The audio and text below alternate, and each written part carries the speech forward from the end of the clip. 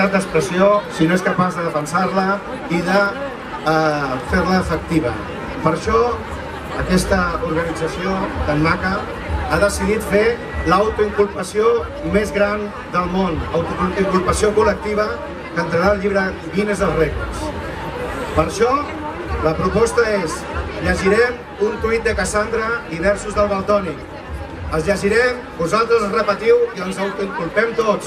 Que ens escoltin ben fort, a la Zarzuela, al Tribunal Constitucional, a la Fiscalia, on collons vulguin.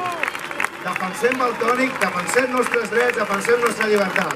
Ara mateix, aquí i tots. Ojo al dato. Deia Cassandra, ETA impulsó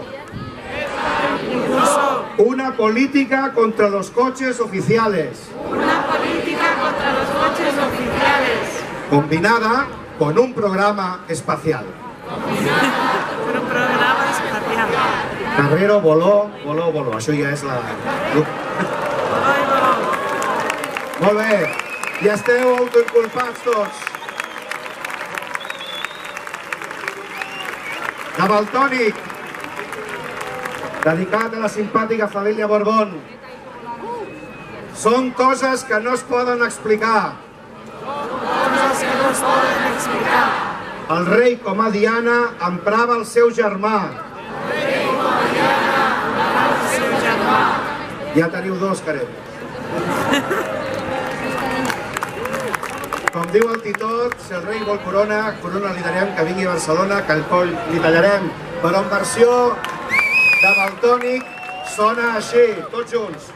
El rei té una cita a la plaça del poble. El rei té una cita a la plaça del poble. Una corda al coll i que li caigui el pes de la llei. Una corda al coll i que li caigui el pes de la llei. Llibertat Valtònic.